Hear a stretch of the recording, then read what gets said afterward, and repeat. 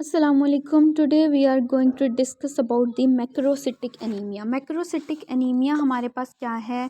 Again वही बात कि एक जो रेड सेल का वॉल्यूम होता है वो हमने क्या कहा था, 86 फेम्टोलीटर्स होता है ऑन एवरेज, लेकिन रेंज उसकी जो है वो 80 to 100 भी कहा जा सकता है, या फिर आप 76 to 96 भी इसको कह सकते हो. ठीक है, उसको हम नॉर्मल कंसीडर कर लेते हैं. MCV is the volume that is occupied by one red cell.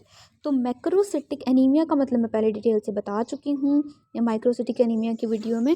Macrocytic का मतलब है कि मैक्रोसाइट्स यानी कि सेल्स बड़े हो गए हैं, सेल्स का साइज़ बड़ा हो गया है. फोर्थ ईयर तक है, उससे पहले हमारा कॉन्सेप्ट ये था कि मैक्रोसिटिक और मेगैलोब्लास्टिक एनीमिया दोनों एक ही चीज़ें हैं. आप अल्टरनेटिवली नेम्स को यूज़ कर सकते हो, बट नो, मैक्रोसिटिक एनीमिया की सब टाइप है मेगैलोब्लास्टिक एनीमिया. दोनों चीज़ें सेम नहीं है. मैक्रोसिटिक की सब टाइप है megaloblastic anaemia. Macrocyte is something else, megaloblast is something else. Macrocyte अब हमारे पास क्या होता है? मैक्रोसाइट का मतलब ये है कि सेल का साइज़ बढ़ गया है.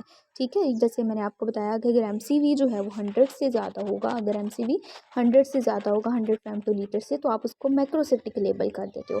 यानी कि ये आपके पास सेल, एक रेड सेल है, ये रेड सेल था, अब ये रेड सेल बड़ा हो गया है. ठीक है, लेकिन मेगैलोब्लास्ट क्या है? नाम से ज़ाहिर है मेगैलोब्लास्टिक एनीमिया में पहली बात कि मेगैलोब्लास्ट होंगे. ठीक है, मेगैलोब्लास्ट होंगे प्रेजेंट बोन मैरो के अंदर. मेगैलोब्लास्ट क्या होता है? इमेच्योर रेड सेल्स होते हैं, दीज आर नॉट मैच्योर. ठीक है, इमेच्योर रेड सेल्स होते हैं, ये बोन मैरो के अंदर प्रेजेंट होते हैं. आखिर ये मैच्योर क्यों नहीं हो रहे, उसकी रीज़न हम पढ़ेंगे.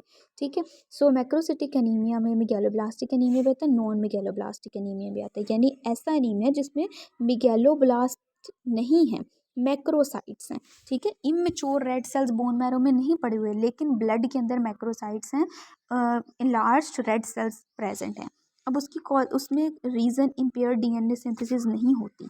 ठीक है, उसमें ये आपसे क्वेश्चन पूछ लिया जाता है नॉन मेगैलोब्लास्टिक एनीमिया की या मैक्रोसिटिक एनीमिया की, मेगैलोब्लास्ट के अलावा या मेगैलोब्लास्टिक एनीमिया के अलावा क्या कॉजेज होती हैं. तो उसमें आपको पता होना चाहिए कि लीवर डिजीज़ हो सकती है, हाइपोथायराइडिज्म हो सकता है, अल्कोहलिज्म हो सकता है. ठीक है, लीवर डिजीज़ की वजह से क्यों नॉन मेगैलोब्लास्टिक एनीमिया है, इसका एग्जैक्ट मैकेनिज्म जो है वो अननोन है.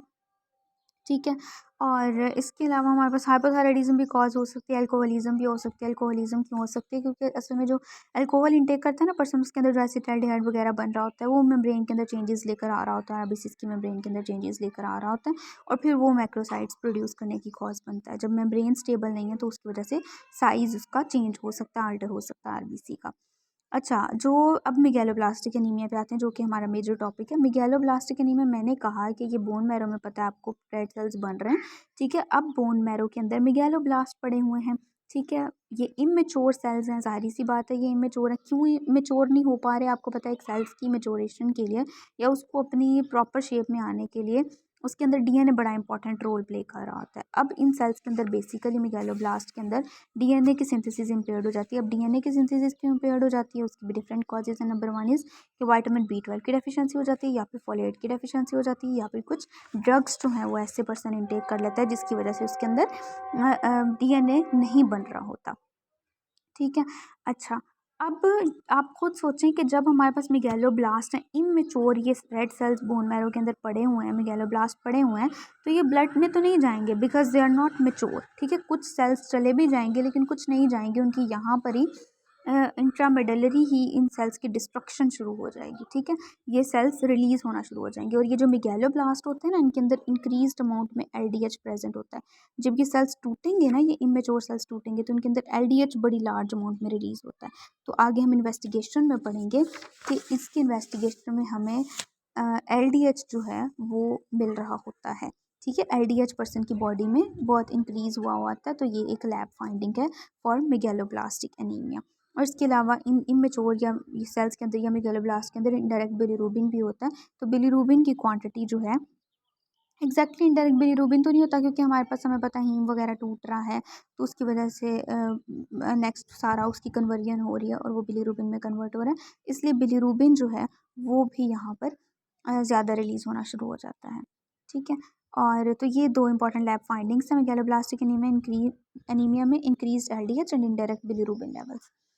ओके, सो नेक्स्ट अगर हम लोग इसको बारी बारी डिस्कस करेंगे दोनों को, मेगालोब्लास्टिक एनीमिया के अंदर विटामिन B12 की डेफिशिएंसी को भी और आयरन की डेफिशिएंसी को भी, दोनों का जो है ना एक कॉमन, जो मैं आपको बता दूं पहले कि दोनों चाहिए कहाँ कहाँ पर होते हैं, ठीक है।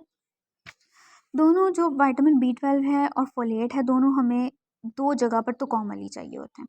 दो जगह वो कौन सी हैं? एक तो मैंने आपको बता दिया डीएनए की सिंथेसिस में चाहिए होते हैं, डीएनए की सिंथेसिस में भी आगे थायमिडीन की सिंथेसिस के लिए चाहिए होते हैं, राइट। ठीक है, इसके अलावा ये एक काम हो गया दोनों का। दूसरा काम जो ये दोनों फॉलिक एसिड है चाहे विटामिन B12 है, वो क्या कर रहे होते हैं, दोनों ही होमोसिस्टीन की मेटाबॉलिज्म में बड़ा इंपॉर्टेंट रोल प्ले कर रहे होते हैं। हमारे पास एक स्टेप है कि होमोसिस्टीन जो होता है ना, उसने मैथ्योनीन में कन्वर्ट होना होता है, राइट। होमोसिस्टीन ने मैथ्योनीन में कन्वर्ट होना होता है, और उस स्टेप में दोनों ही आपके पास अमाइनो एसिड है, होमोसिस्टीन भी मैथ्योनीन भी। उस स्टेप में हमारे पास B12 भी चाहिए होता है, फॉलिक एसिड भी चाहिए होता है। अगर दोनों नहीं है तो होमोसिस्टीन मैथ्योनीन में कन्वर्ट नहीं होगा और होमोसिस्टीन के लेवल्स बॉडी में इंक्रीज कर जाएंगे, और ये भी एक इंपॉर्टेंट लैब फाइंडिंग है। कुछ लैब फाइंडिंग्स मैं आपको यहीं पर डिस्क्राइब करी हूँ, क्योंकि दोबारा इन बातों को रिपीट करना वहाँ पर मुश्किल है, तो इसको भी साथ साथ देखते जाएं कि मैं जो लैब फाइंडिंग साथ साथ बताती जा रही हूँ। अच्छा, तीसरी अब चीज़ हमारे पास जो है, जहाँ पर सिर्फ और सिर्फ आपका B12 चाहिए होता है, फॉलिक एसिड नहीं चाहिए होता, वो कौन सी चीज़ है कि जो मिथाइल मेलोनिक एसिड है ना, आपका मिथाइल मेलोनिक एसिड, ठीक है, ये कन्वर्ट होता है मिथाइल मेलोनाइल को ए में, ठीक है। किस में कन्वर्ट होता है? मिथाइल मेलोनाइल को ए में, और फिर मिथाइल मेलोनाइल को ए म्यूट के ऊपर मिथाइल मेलोनाइल को ए म्यूटेज एक्ट करता है, और मिथाइल मेलोनाइल को ए सक्सिनाइल को ए में कन्वर्ट हो जाता है। अब ये वाला जो स्टेप होता है ना, ये सिंपली आप याद रख लें कि मिथाइल मेलोनाइल जो है को ए जो है वो सक्सिनाइल को ए में कन्वर्ट होता है बाय यूजिंग विटामिन B12। जाहिर सी बात है, अब अगर बॉडी के अंदर B12 ही नहीं है तो ये वाला स्टेप भी नहीं होगा, ठीक है, जिसकी वजह से हमारे पास मिथाइल मेलोनिक एसिड के लेवल्स बढ़ जाएंगे, और ये भी आपको पर्सन के अंदर यूरिन के अंदर पर्सन के यूरिन के अंदर मिल जाएगा। Increase urine methylmalonic acid most sensitive test है B12 की डेफिशिएंसी को डिटेक्ट करने के लिए, ये भी लैब फाइंडिंग मैंने आपको यहीं पर बता दी। सो वो एक चीज़ थी, वो एक स्टेप था जो क्या डिफ्रेंशिएट करेगा कि पर्सन के अंदर विटामिन B12 की डेफिशिएंसी है, फॉलिक एसिड की डेफिशिएंसी है, क्योंकि मिथाइल मेलोनिक एसिड की कन्वर्जन में तो फॉलिक एसिड नहीं ना चाहिए, सोनली आपके पास विटामिन B12 चाहिए था। मिथाइल मेलोनिक एसिड यूरिन में नहीं आ रहा, इट मीन्स कि मेगालोब्लास्टिक एनीमिया विटामिन B9 या फॉलिक एसिड की डेफिशिएंसी की वजह से हो सकता है। मिथाइल मेलोनिक एसिड यूरिन में आ रहा है, इट मीन्स के ये हमारे पास B12 की डेफिशिएंसी है, जिसकी वजह से सक्सिनाइल को में कन्वर्ट नहीं हो पाया और ये यूरिन में आ रहा है, ठीक है। इसके अलावा कुछ एंटी मेटाबॉलिक ड्रग्स हैं जिसमें मिथाइल मेथोट्रेक्सेट भी आता है, 5-फ्लोरोगेसिल भी आता है। इसमें अदर ड्रग्स भी हमारे पास आ जाते हैं वैसे तो, और भी ड्रग्स आ जाते हैं इसमें, उसको हम बाद में डिस्कस कर लेते हैं। अच्छा, अब हम आते हैं विटामिन B12 की डेफिशिएंसी पे। आपने याद रखना विटामिन B12 की मेटाबॉलिज्म कैसे होती है। विटामिन B12 जो होता है ना, फूड ऑफ एनिमल ओरिजिन में होता है। Again I am saying here कि आपको पता होना चाहिए कि विटामिन B12 के सोर्सेज क्या हैं। फूड ऑफ एनिमल ओरिजिन में बेसिकली हमारे पास जो है वो मीट, एग, डेयरी प्रोडक्ट्स, ये वाली सारी चीज़ें आ जाती हैं, ठीक है। तो सोली ये फूड ऑफ एनिमल ओरिजिन में प्रेजेंट होता है, ठीक है। अगर आप एनिमल ओरिजिन का फूड नहीं ले रहे, स्ट्रिक्टली वेजिटेरियन हो, तो इसकी डेफिशिएंसी डेवलप हो सकती है, लेकिन इसकी डेफिशिएंसी को काफ़ी टाइम चाहिए होता है, क्योंकि इसके टोटल बॉडी सोर्स इतने हैं कि वो 2-3 साल तक भी बंदा अगर ना ले एनिमल ओरिजिन की फूड, तो वो काम चल सकता है। अच्छा, विटामिन B12 जो बॉडी के अंदर आता है ना, अच्छा जी, जब विटामिन B12 जो है वो हमारे पास आता है, हम इंटेक करते हैं उसको, डाइटरी जो विटामिन B12 होता है वो सबसे पहले बाइंड करता है सिलाइवरी प्रोटीन्स के साथ, सिलाइवरी प्रोटीन्स के साथ बाइंड करता है, जिसमें आर बाइंडर्स आते हैं। अभी आप पिक्चर अगर क्लियर आपके हो, आपको विजिबल हो, तो B12 यहाँ पर किसके साथ बाउंड है? आर बाइंडर्स के साथ बाउंड है, यानी कि आर बाउंडर्स कहाँ से आए? सिलाइवा के अंदर से आए, ठीक है। उसके बाद इसने कहाँ पर आ जाना होता है? इसके बाद इसने आना होता है स्टमक के अंदर। स्टमक के अंदर हमारे पास जो पेराइटल सेल्स होते हैं ना, गैस्ट्रिक पेराइटल सेल्स होते हैं, वो HCl तो रिलीज़ कर रहे होते हैं, गैस्ट्रिक जूस तो रिलीज़ कर रहे होते हैं, लेकिन साथ ही साथ इंट्रिंसिक फैक्टर भी रिलीज़ कर देते हैं। लेकिन ये जो B12 और आर बाइंडर का कॉम्प्लेक्स है, ये नीचे यूं ही चला जाता है, ड्यूडिनम के अंदर आ जाता है। ड्यूडिनम के अंदर हमारे पास क्या होता है, कुछ प्रोटीएजीज आते हैं, पेंक्रियाज से प्रोटीएजीज आते हैं, वो आर बाइंडर्स को यहाँ से उतरवा देते हैं और B12 को इंट्रिंसिक फैक्टर से बाइंड करा देते हैं। No doubt intrinsic factor stomach में बना है, लेकिन B12 और इंट्रिंसिक फैक्टर बाउंड कहाँ पर हुए हैं? यहाँ पर इंटेस्टाइन में आके, फर्स्ट पोर्शन ऑफ इंटेस्टाइन में आकर, फिर B12 इंट्रिंसिक फैक्टर का complex last portion of small intestine, that is ileum, वहाँ पर चला जाता है, और वहाँ पर जाकर इसकी रीअब्जॉर्प्शन हो जाती है, किसकी? B12 की। और B12 जो होता है ट्रांसकोबालामिन के साथ जाके बाइंड कर जाता है, ट्रांसकोबालामिन 2 के साथ बाइंड करता है, प्लाज्मा में सिक्रीट हो जाता है, प्लाज्मा के अंदर से ये फिर लीवर में चला जाता है, बाकी टिश्यूज़ वगैरह में चला जाता है जहाँ पर जाकर इसने स्टोर हो जाना होता है। सो ये थी हमारे पास इसकी मेटाबॉलिज्म। अब अगर हम इसकी कॉजेज़ को डिस्कस करें तो इसके कॉजेज़ में हमारे पास क्या आ जाता है कि डिक्रीज्ड इनटेक, वही बात कि या तो पर्सन इनटेक ही कम कर रहा है, ठीक है, प्योरली उसकी डाइट क्या है, वेजिटेरियन डाइट है, या फिर मेल एब्जॉर्प्शन हो सकती है। मेल एब्जॉर्प्शन में हमारे पास पर्नीशियस एनीमिया आ जाता है जिसको हम डिटेल से नेक्स्ट डिस्कस करते हैं, या फिर गैस्ट्रिक एसिड कम है, गैस्ट्रिक एसिड प्रोड्यूस नहीं हो रहा, गैस्ट्रिक एसिड नहीं है तो गैस्ट्रिक एसिड क्यों नहीं होगा, क्योंकि हमारे पास जो पैराइटल सेल्स हैं मे बी वो डैमेज हो, पैराइटल सेल्स इंट्रिंसिक फैक्टर आ रहा था वो भी नहीं आएगा। पेंक्रियाटिक इंसुफिशेंसी हो सकती है, पेंक्रियाटिक इंसुफिशेंसी का मैंने अभी आपको पिक्चर दिखाई कि पेंक्रियाज से प्रोटीज आ रहे होते हैं जो कि आर बाइंडर्स को और विटामिन B12 को अलग करवा के विटामिन B12 को इंट्रिंसिक फैक्टर से जोड़ देते हैं, तो अब वो वाला काम भी यहाँ पर नहीं होगा। तो डिक्रीज्ड इनटेक है, या मेल एब्जॉर्प्शन है, या फिर क्रोन्स डिजीज़ है। क्रोन्स डिजीज़ में भी स्मॉल इंटेस्टाइन अफेक्ट हो रही होती है, और जो बेसिकली आपने अभी देख लिया कि जो B12 था उसकी रीअब्जॉर्प्शन कहाँ से हो रही थी, आइलियम से हो रही थी, आइलियम से रीअब्जॉर्ब होकर वो ब्लड में आ रहा था ना, जबकि जो आपका आयरन है होता है वो ड्यूडेनम से रीअब्जॉर्ब होता है। तो ऐसी डिजीज़ या कोई भी ऐसी सर्जरी जिसमें आपने आइलियम की रिसेक्शन कर दी हो, तो इन सारी केसेस में भी B12 की रीअब्जॉर्प्शन होना जो है वो मुश्किल हो जाता है या नहीं होती, या गैस्ट्रेक्टमी कर दी हो या गैस्ट्रिक बाईपास सर्जरी कर दी हो, आपको पता है गैस्ट्रेक्टमी या गैस्ट्रिक बाईपास सर्जरी की है तब भी स्टमक से इंट्रिंसिक फैक्टर नहीं आएगा, तब भी B12 की अब्जॉर्प्शन पॉसिबल नहीं होगी। इसके अलावा बैक्टीरियल ओवर ग्रोथ, अगर स्टम इंटेस्टाइन के अंदर बैक्टीरियल ओवर ग्रोथ हो जाए ना स्मॉल इंटेस्टाइन के अंदर, तो वो जो बैक्टीरिया होते हैं ना वो बेसिकली विटामिन B12 को यूज़ कर लेते हैं, बैक्टीरिया खुद यूज़ कर लेते हैं अपने लिए, सारा B12 ले जाते हैं, तो हमारी बॉडी के लिए नहीं बचता। डेफाइलोबोथ्रियम लाटम, डेफाइलोबोथ्रियम लाटम जो है ये एक फ़िश टैप वर्म है, ठीक है, आपने फ़िश खाई अनकुक थी, अंडर कुक थी, जिसके अंदर डेफाइलोबोथ्रियम लाटम जो था वो प्रेजेंट था, और इसकी वजह से क्या हो गया कि ये वाला जो फ़िश टैप फॉर्म होता है ना ये बेसिकली B12 को कंज्यूम कर लेता है, तो B12 अगेन आपके लिए नहीं बचेगा, जिसकी वजह से क्या हो जाएगा, B12 की डेफिशिएंसी हो जाएगी। डेफाइलोबोथ्रियम लाक्टम जो है उसकी पिक्चर मैं दिखा देती हूँ, ये है जी हमारे पास डेफाइलोबोथ्रियम लाक्टम की पिक्चर, जैसे यूँ ये एक स्ट्रिप्स है ना, पट्टियाँ सी बनी हुई होती हैं, ठीक है, ऐसा बच्चा जिसने ये जिसको ये हो इन्फेक्शन इसका, उस जब वो जब वॉमिट करता है या स्टूल में उसके ये पास करके आ सकते हैं। ये देखिए इसकी शेप ऐसी है जैसे पट्टियाँ सी बनी हुई होती हैं, नूडल्स की तरह की शेप है, लेकिन बेसिकली वो नूडल्स नहीं होते, वो ये हमारे पास फ़िश टैप वर्म होता है, ठीक है। इसको हम डायग्नोस कैसे कर सकते हैं, इस ऑर्गेनिज़म को हम स्टूल के अंदर ना इस ऑर्गेनिज़म के एग्स या प्रोग्लोटिड्स वगैरह आ जाते हैं, तो उसकी स्टूल की एग्जामिनेशन करके हम इसको डायग्नोस कर सकते हैं। नेक्स्ट फिर हमारे पास आ जाता है जी पर्नीशियस एनीमिया, तो ये इसकी कॉजेज़ थी, कॉजेज़ में हमने पर्नीशियस एनीमिया भी पढ़ा। पर्नीशियस एनीमिया एक ऑटो इम्यून डिसऑर्डर है जिसमें एक्टरोफिक गैस्ट्राइटिस हो रहा होता है, ठीक है। टाइप 2 हाइपर सेंसिटिविटी रिएक्शन है, ट्रोफिक गैस्ट्राइटिस हो रहा होता है, मीन्स गैस्ट्रिक यानी आपके स्टमक से रिलेटेड इशू है, इसमें बेसिकली HCl रिलीज़ नहीं होता। क्यों रिलीज़ नहीं होता HCl, क्योंकि बेसिकली यहाँ पर गैस्ट्रिक पैराइटल सेल्स जो हैं वो डैमेज हो जाते हैं। आपके गैस्ट्रिक पैराइटल सेल्स के दो काम है, HCl को रिलीज़ कराना, इंट्रिंसिक फैक्टर को रिलीज़ कराना। ना तो HCl रिलीज़ होगा, ऐसे पेशेंट में एक्लोरहाइड्रिया भी हो जाएगा और इंट्रिंसिक फैक्टर भी लॉस हो जाएगा। और आपको पता है इंट्रिंसिक फैक्टर कहाँ पर यूज़ होता है, विटामिन B12 की एब्जॉर्प्शन में। तो इसमें हमारे पास क्या है, क्या था, वुमेन में ज़्यादा कॉमन होता है, ब्लड ग्रुप ए है जिनका, उनके अंदर ज़्यादा हायर इंसिडेंस होता है। अच्छा, ऑटो इम्यून डिजीज़ के साथ एसोसिएटेड होता है, लाजमी नहीं है कि अगर किसी को पर्नीशियस एनीमिया तो उसमें सिर्फ एनीमिया होगा, साथ और ऑटो इम्यून डिसऑर्डर्स भी तो हो सकते हैं ना। ऑटो इम्यून डिसऑर्डर में क्या क्या आता है, थायराइड डिजीज़ हो सकती है, एडिसन डिजीज़ हो सकती है।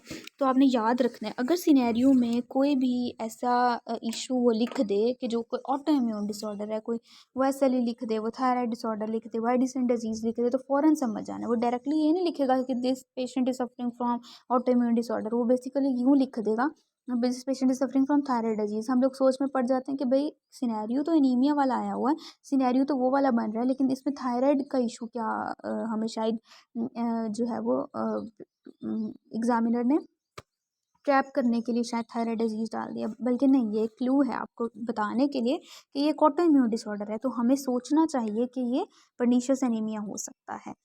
सो पर्नीशियस एनीमिया हो सकता है या B12 की डेफिशिएंसी हो सकती है। बाकी ये है कि इसकी वजह से कार्सिनोमा ऑफ स्टमक के चांसेस बढ़ जाते हैं। इसमें 3 तरह की एंटीबॉडीज़ बन रही होती हैं, 1, 2 एंड 3। जो टाइप 1 एंटीबॉडीज़ होती हैं बेसिकली वो इंट्रिंसिक फैक्टर के अगेंस्ट बन रही होती हैं, इंट्रिंसिक फैक्टर को डिस्ट्रॉय कर देती हैं। आपको पता है इंट्रिंसिक फैक्टर नहीं होगा तो क्या होगा। तो बेसिकली ये मोस्ट स्पेसिफिक एंटीबॉडी, अगर किसी के ब्लड के अंदर ही आपको एंटीबॉडी मिल जाए, एंटीबॉडी टाइटर जब आप चेक कर रहे हो, तो ये मोस्ट स्पेसिफिक एंटीबॉडी है किस पर्सन को पर्नीशियस एनीमिया होगा। टाइप 2 एंटीबॉडी वो एंटीबॉडी है जो कि B12 और इंट्रिंसिक फैक्टर के कॉम्प्लेक्स को आइलियम के साथ बाइंड नहीं होने देती। ठीक है, आइलियम के साथ नहीं बाइंड करेगा तो उसकी रीअब्जॉर्प्शन नहीं होगी। तो फिर फ़ायदा क्या, जब रीअब्जॉर्प्शन होगी तो फिर वो जाहिर सी बात है रिलीज़ हो जाएगा, लार्ज इंटेस्टाइन में चला जाएगा, फीसिस में रिलीज़ हो जाएगा। टाइप 3 एंटीबॉडी जो है वो पैराइटल सेल एंटीबॉडीज़ होती हैं। पैराइटल सेल का आपको पता है क्या काम है, गैस्ट्रिक जूस को रिलीज़ कराना, इंट्रिंसिक फैक्टर को रिलीज़ कराना। तो या तो इंट्रिंसिक फैक्टर इटसेल्फ के अगेंस्ट एंटीबॉडी बन गई, या फिर आइलियम के साथ बाइंड नहीं होने देती है कैसी एंटीबॉडी बन गई, या फिर ऐसी एंटीबॉडी बन गई जो डायरेक्टली पैराइटल सेल को डिस्ट्रॉय कर रही है। क्लिनिकल फीचर्स इसमें क्या होंगे, पेशेंट को फटीग होगी, याद रखना है इस बात का। पेशेंट फटीग के साथ आएगा, जाहिर सी बात है जब पेशेंट को एक अपने नॉर्मल एक्टिविटी करने के लिए ब्लड की ज़रूरत थी, हर हमारे ऑर्गन को ब्लड की ज़रूरत होती है। अब ब्लड नहीं मिल रहा, सारे ऑर्गन्स को ऑक्सीजन नहीं मिल रही, हीमोग्लोबिन भी तो बेसिकली ऑक्सीजन लेकर आ रहा था टिश्यू के पास।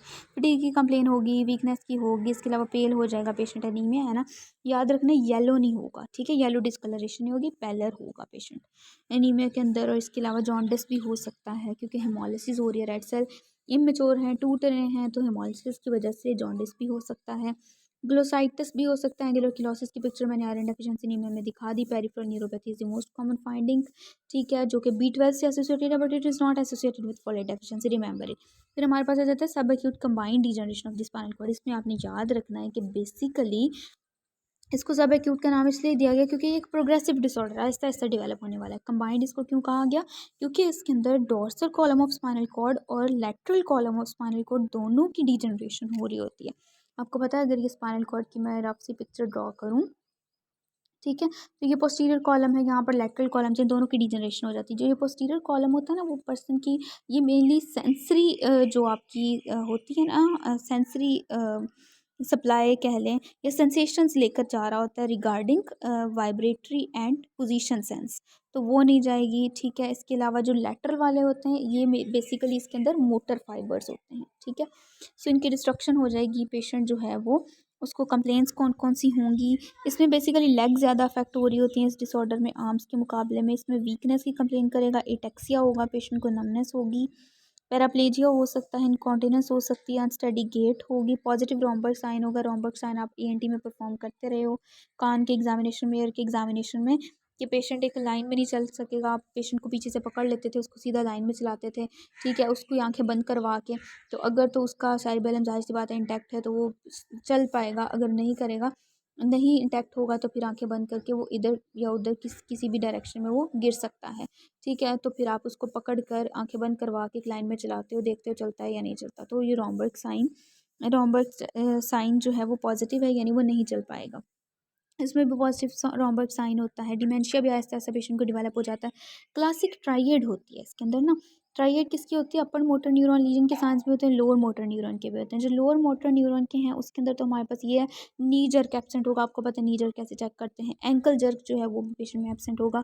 इसके अलावा हमारे पास ना एक्सटेंसर प्लांटर रिफ्लेक्स होगा, या फिर बेबिनिस्की साइन भी कहते हैं। ये मैं आपको पिक्चर दिखाती हूँ, ये आपके सामने एक पिक्चर है। इसमें अगर आप देखें नॉर्मली क्या होता है, कोई भी आप शार्प इंस्ट्रूमेंट लेके पेशेंट के फुट के लेटरल बॉर्डर पर रन करते हैं ना, तो उसकी वजह से इसके जो टोज होते हैं ना वो डाउनवर्ड मूव कर जाते हैं, इसको हम फ्लेक्शन कहते हैं। लेकिन पॉजिटिव बेबिनिस्की साइन के अंदर या फिर एक्सटेंसर प्लांटर रिस्पॉन्स ये होता है कि lateral border of the foot of the patient के अक्रॉस आपने कोई शार्प इंस्ट्रूमेंट रन किया, जिसकी वजह से क्या होगा, उसका बिग टो जो है वो अपवर्ड मूव कर जाएगा, यानी इस साइड को, और जो उसके टोज हैं उसकी वो लेटरली मूव कर जाएंगे। फैनिंग ऑफ अदर टोज इसको बोलते हैं, हो जाती है। That is positive Babinski sign. और ये आपको सब एक्यूट कंबाइंड डीजनरेशन के अंदर मिल जाता है, या B12 डेफिशिएंसी के अंदर मिल जाता है ऐसे पेशेंट्स में जिनमें पेरिफेरल न्यूरोपैथी हो चुकी हो। नेक्स्ट हम डिस्कस करते हैं नेक्स्ट पार्ट में। Thank you very much.